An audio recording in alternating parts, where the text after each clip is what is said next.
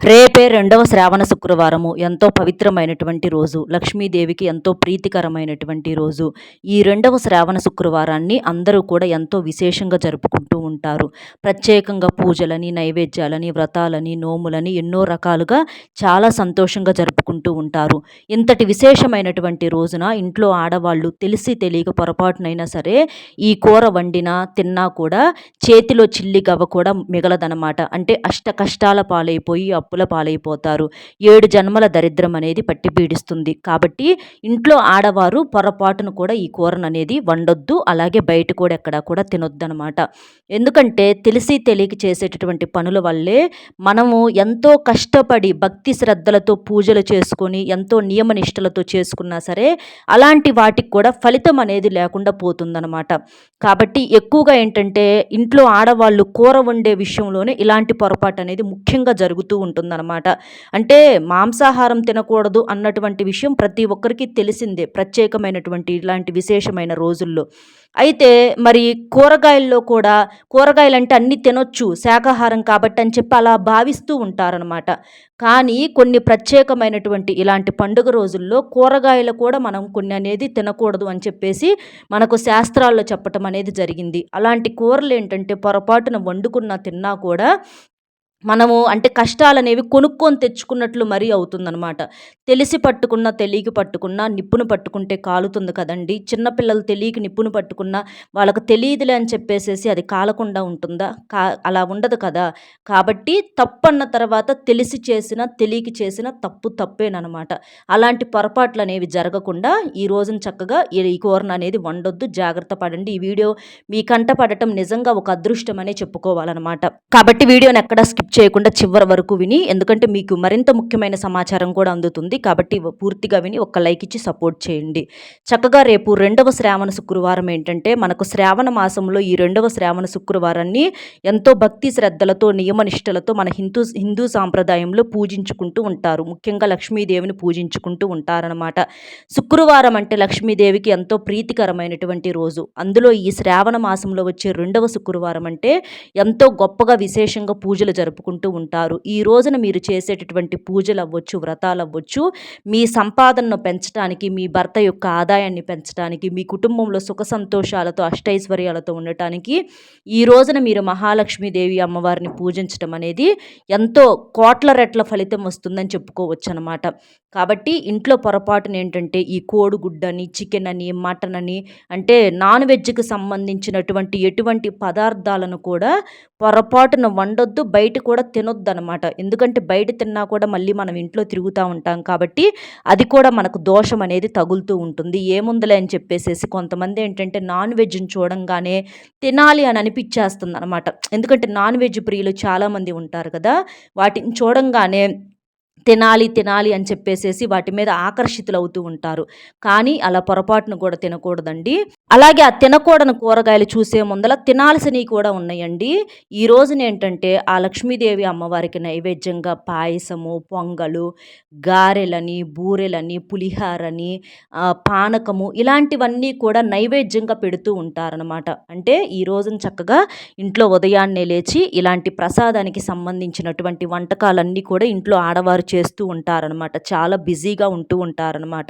ఉదయాన్నే తెల్లవారుజామునే లెగవటము, గారెలు వండటము, బూరెలు వండటము, పూర్ణాలు వండటము, పులిహార చేయటము, పాయసం చేయటము ఇలాంటివన్నీ కూడా చేస్తూ ఉంటారు. నైవేద్యంగా సమర్పించి ఆ తల్లికి తర్వాత ప్రసాదంగా స్వీకరిస్తూ ఉంటారనమాట. చక్కగా ఇంట్లో పిల్లలు, పెద్దలు అందరూ కూడా ఇష్టంగా తింటూ ఉంటారు.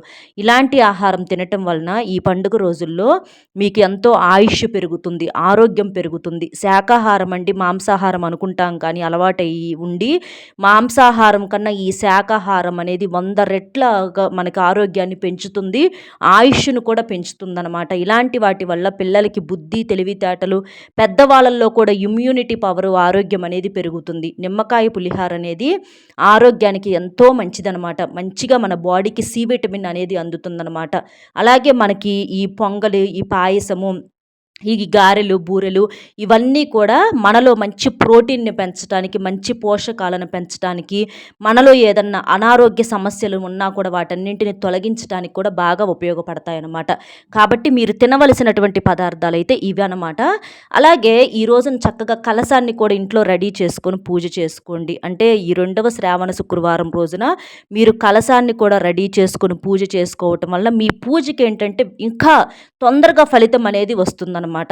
చక్కగా మనకేంటంటే బియ్యం పోసుకొని ఒక చెంబుడు నీటిని తీసుకొని అందులో పసుపు, కుంకుమ, ఇవన్నీ వేసుకొని చక్కగా కొబ్బరికాయ పెట్టుకొని పసుపు, కుంకుమలతో అలంకరణ చేసి మీ ఇంట్లో ఉన్నటువంటి నగలతో అలంకరణ చేసి సరే కలశం అందుబాటులో మాకు కుదరదు అని అనుకున్న వారు ఎందుకంటే కొంతమందికి ఆచారాల్లో ఉండదు కాబట్టి వారు మామూలుగానైనా సరే లక్ష్మీనారాయణులు ఇద్దరూ కలిసి ఉన్నటువంటి చిత్రపటానికి చక్కగా మీరింట్లో పూజ చేసుకోండి. చక్కగా పూజ గదిని అలంకరణ చేసుకొని శుద్ధి చేసుకొని అలంకరణ చేసుకొని గంధము కుంకుమ పుష్పాలతో అలంకరణ చేసుకొని చక్కగా నైవేద్యాలు సమర్పించేసి మీరింట్లో లక్ష్మీనారాయణులకు పూజ చేసుకోండి. ఇలా చేయటం వలన ఈ రోజున మీ ఆస్తిపాస్తులు రెట్టింపు అవుతాయండి. ఆ తల్లి అనుగ్రహం మీ మీద ఉండి ఆ తల్లి స్వయంగా మీ ఇంటి లోపలికి కోట్ల రూపాయలతో అడుగు పెడుతుంది. అంటే ఎలా అడుగు పెడుతుందన్న సందేహం మీకు రావచ్చండి.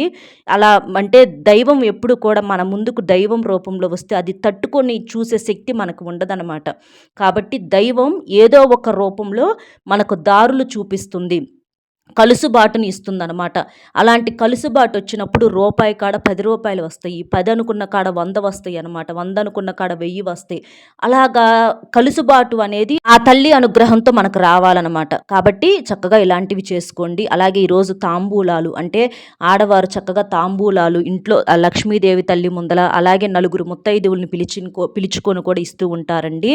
అంటే తమలపాకులు, అరటి పండ్లు, రూపాయి నాణెము, అలాగే చక్కగా జాకెట్ ముక్క ఇలాంటివన్నీ కూడా పెట్టేసేసి తాంబూలాన్ని ఇస్తూ ఉంటారు.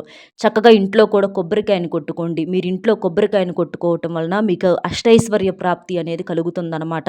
ఎందుకంటే కొబ్బరికాయ అనేది దైవానికి నివేదన చేయబడినటువంటి పదార్థం. అంటే కొబ్బరి నీళ్ళు అనేవి మనకు గంగా జలంతో సమానం. ఎవ్వరు తాకని నీరు కాటన వాటికి శక్తి అనేది అధికంగా ఉంటుంది. మీరు కొబ్బరికాయ కొట్టడం వల్ల ఏంటంటే మీ సంపాదన అనేది పొంగి పొర్లుతుందన్నమాట. ఇక ఈ రోజున మీరు తినకూడని కూర ఏమిటి అని అంటే ముఖ్యంగా బెండకాయ కూర అనేది పొరపాటును కూడా వండకూడదు, తినకూడదు. బెండకాయలు అనేవి మనకు కూరగాయలు అయినప్పటికీ బెండకాయలు ఏంటంటే జిగట పదార్థం అంటే జిగురును కలిగి ఉంటాయన్నమాట. మనం బెండకాయలు కోసినప్పుడు కట్ చేసినప్పుడు చూడండి మనకి ఇట్లా బంకలాగా సాగుతూ ఉంటాయి అన్నమాట. కాబట్టి ఈ రోజున బెండకాయలను పొరపాటును కూడా వండకూడదు, తినకూడదు. ఎందుకంటే మన జీవితంలో సమస్యలను వదిలించుకోవటానికి మనం ప్రయత్నాలు చేస్తున్నాం, పూజలు చేస్తున్నాం. కానీ అలాంటి ఈ బంక రూపంలో ఏంటంటే మనకి ఈ జిగురు రూపంలో దరిద్రం అనేది పట్టి పీడించే అవకాశం అనేది ఉంటుంది. కాబట్టి బెండకాయలు వండొద్దు, తినొద్దు. అంటే బెండకాయ కూర రూపంలో కానీ, బెండకాయ ఫ్రై రూపంలో కానీ, బెండకాయ పచ్చడి రూపంలో కానీ లేదా సాంబార్ చేసుకుంటూ ఉంటారు కదండి. సాంబారులో కూడా మంచి రుచి కోసమని ఈ బెండకాయ ముక్కలను కట్ చేసి వేస్తూ ఉంటారు. అలా సాంబార్ రూపంలో కానీ ఏ రూపంలో కూడా ఈ బెండకాయని రేపు మాత్రం పొరపాటున వండొద్దు, తినొద్దు. అలా కాదని వండినా తిన్నా కూడా మీకేంటంటే ఈ బెండకాయ జిగురు ఎలాగైతే ఉంటుందో అలాగే మీ జీవితంలో కూడా దరిద్రం మిమ్మల్ని పట్టుకొని పీడించే అవకాశం అనేది ఉంటుందన్నమాట. కాబట్టి పొరపాటును కూడా ఈ రోజున బెండకాయలు అనే వాటిని ఇంటికి తీసుకొచ్చుకోవద్దు. ఒకవేళ ఉన్నా కూడా వాటిని మాత్రం మీరు వండొద్దు, తినొద్దు. రేపు మాత్రం పూర్తిగా ఈ బెండకాయ కూరను ఏ రూపంలో కూడా బెండకాయలను వెయ్యొద్దు. పూర్తిగా ఈ ఒక్కదాన్ని మాత్రం పక్కన పెట్టేసేసేయండి. ఇలా చేయటం వలన మీరు చేసే పూజలు అనేవి చక్కగా దైవానికి అందుతాయి అన్నమాట. ఇక తర్వాత వచ్చేటప్పటికి ఈ దుంపలండి. ఈ దుంపలు కూడా ఏంటంటే వాతపు వస్తువులు అనమాట. ఈ దుంపలను కూడా రేపు పొరపాటును కూడా ఎక్కడ వండొద్దు, తినొద్దు. ఈ దుంపలు కూడా మనకేంటంటే వాతపు వస్తువులు. అంటే ఈ దుంపలు కూడా ఇలాంటి పండుగ రోజుల్లో ఏంటంటే దుంపలు అనేవి కూడా మనకేంటంటే కొంచెం అంటే వాతంగా, మందంగా, కాళ్ళ నొప్పులు ఇలాంటి సమస్యలు ఎక్కువగా పెంచే అవకాశము. అంటే పూజ చేసే సమయంలో ఏంటంటే మనకు ఒక రకమైనటువంటి అంటే నిద్ర వచ్చేటట్లుగా ఇలా ఉండేలా చేస్తాయి అనమాట. కాబట్టి ఈ బంగాళదుంపను కూడా ఏ రూపంలో కూడా వండొద్దు అనమాట. ఇక నెక్స్ట్ వచ్చేటప్పటికి బూడిద గుమ్మడికాయ, స్వీట్ గుమ్మడికాయ అండి. స్వీట్ గుమ్మడికాయ ఉంటుంది కదా, ఈ స్వీట్ గుమ్మడికాయని కూడా సాంబారుల్లో ఇలాంటి వాటిట్లో వండుకుంటూ ఉంటారు. స్వీట్ చేసుకుంటూ ఉంటారు ముఖ్యంగా గుమ్మడికాయతోటి. కాబట్టి ఈ స్వీట్ గుమ్మడికాయని కూడా రేపు స్కిప్ చేసేసేయండి. ఎందుకంటే గుమ్మడికాయ అనేది కూడా రేపు స్వీట్ రూపంలో కానీ లేదా సాంబారుల్లో కానీ ఇలా గుమ్మడికాయను కూడా వండొద్దు, తినొద్దు.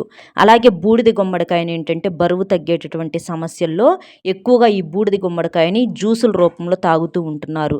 ఈ బూడిద గుమ్మడికాయ అనేది కూడా మనకేంటంటే దిష్టి తీసేసుకోవటానికి లేదా అమావాస్య రోజుల్లో, ఆదివారాల రోజుల్లో ఇంటి ముందల కట్టుకోవటానికి బాగుంటుంది.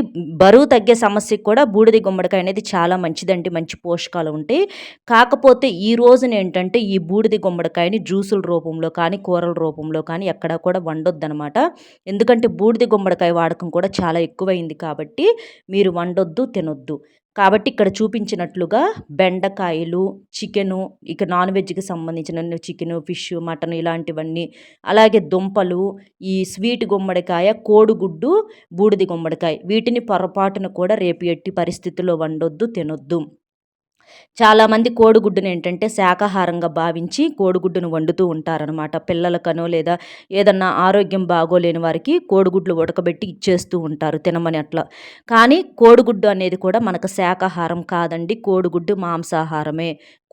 కోడి పెడితేనే మనకు గుడ్డు అనేది వస్తుంది. కాబట్టి కోడిగుడ్డు అనేది ఏ చెట్టుకు కాయటల్లా. ఇది చాలామందికి అర్థం కాని విషయం అనమాట.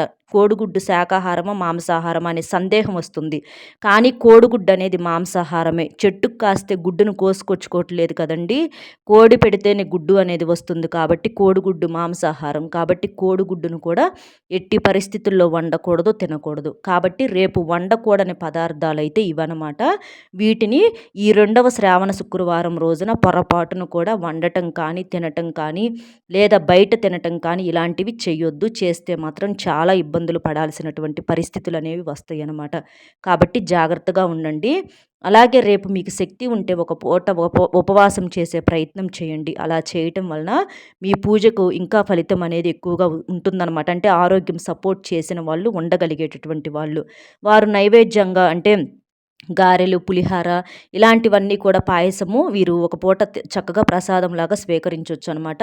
దానివల్ల అయితే ఇబ్బంది అనేది ఏమీ ఉండదండి. కాబట్టి చక్కగా ఇలాంటి నియమాలతో మీరు ఇంట్లో రేపు రెండవ శ్రావణ శుక్రవారం రోజున లక్ష్మీనారాయణులు ఇద్దరు కలిసి ఉన్నటువంటి చిత్రపటానికి పూజ చేయటం వలన ఆ విష్ణుమూర్తి, లక్ష్మీదేవి యొక్క ఆశీస్సులు ఎప్పుడూ కూడా మీ కుటుంబం మీద ఉండి మీరు అష్టైశ్వర్యాలతో తులతూగటానికి, సంతోషంగా ఉండటానికి, జీవితంలో మీరు మంచిగా ఎదగటానికి ఈ నియమాలు అలాగే ఈ కూరలు ఏమి తినాలి, ఏమి తినకూడదు అన్నీ కూడా మనం వీడియోలో చక్కగా చెప్పాం కాబట్టి చక్కగా ఇలాంటి నియమాలు పాటించండి.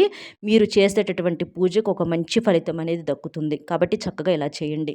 అలాగే ఇంట్లో తప్పకుండా లక్ష్మీదేవికి పూజ చెయ్యాలి. ఇంట్లో దీపం వెలిగించాలి. ఇంట్లో దీపం వెలిగించకపోతే మాత్రం అష్ట కష్టాలు తప్పవన్నమాట. అలాగే ఆడవారు మంచిగా పసుపు రంగు బట్టలు ధరించండి. స్నానం చేసే నీటిలో కూడా కాస్తంత పసుపు కానీ, రాళ్ళ ఉప్పును కానీ వేసుకొని స్నానం చేయండి. అలా చేయటం వల్ల మీకు ఏదైనా దోషాలు ఉన్నా కూడా తొలగిపోతాయి. విష్ణుమూర్తికి, లక్ష్మీదేవికి పసుపు రంగు బట్టలు అంటే అంత ఇష్టం కాబట్టి పసుపు రంగు బట్టలు కట్టుకోండి. అలాగే ఏంటంటే చక్కగా ఇంట్లో ఆడవారు ఏంటంటే పసుపు కాళ్ళకు పసుపు రాసుకోవటము, కుంకుమ బొట్లు పెట్టుకోవటము, చేతికి మట్టి గాజులు వేసుకోవటము, తల్లో పువ్వులు పెట్టుకోవటము ఇలాంటివన్నీ చేయాలన్నమాట. ఇలాంటివి చేస్తే ఏంటంటే ఇంటి ఆడవారి రూపంలోనే లక్ష్మీదేవి తిరుగుతూ ఉంటుంది. కాబట్టి ఇంట్లో ఆడవారు చక్కగా ఇలాంటి ముత్తైదువుకి సంబంధించినటువంటి వస్తువులన్నీ చక్కగా పెట్టుకొని అలంకరణ చేసుకోవటం వలన మీకు ఇంకా బాగా కలిసి రావటానికి అవకాశం అనేది ఉంటుంది. కాబట్టి చక్కగా ఇలా చేయండి. అలాగే కనకదార స్తోత్రాన్ని చదవండి.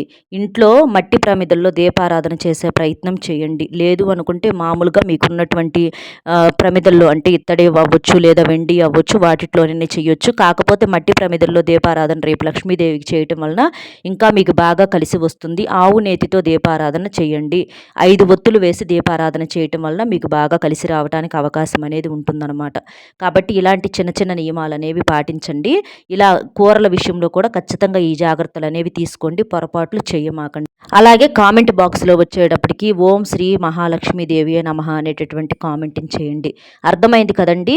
రేపు ఇంట్లో ఆడవారు పొరపాటును కూడా ఏ కూరను వండకూడదు, ఏమి తినకూడదు, అలాగే ఏమి తినాలి అనేది మన వీడియో కనుక నచ్చితే ఒక చిన్న లైక్ ఇచ్చి సపోర్ట్ చేయండి. మీరు లైక్ చేయటం వల్ల వీడియో మరికొంతమందికి చేరి వారు కూడా తెలుసుకునే అవకాశం అనేది ఉంటుంది. అలాగే మీకు తెలిసిన మిత్రులకు కూడా షేర్ చేస్తే హెల్ప్ అవుతుంది.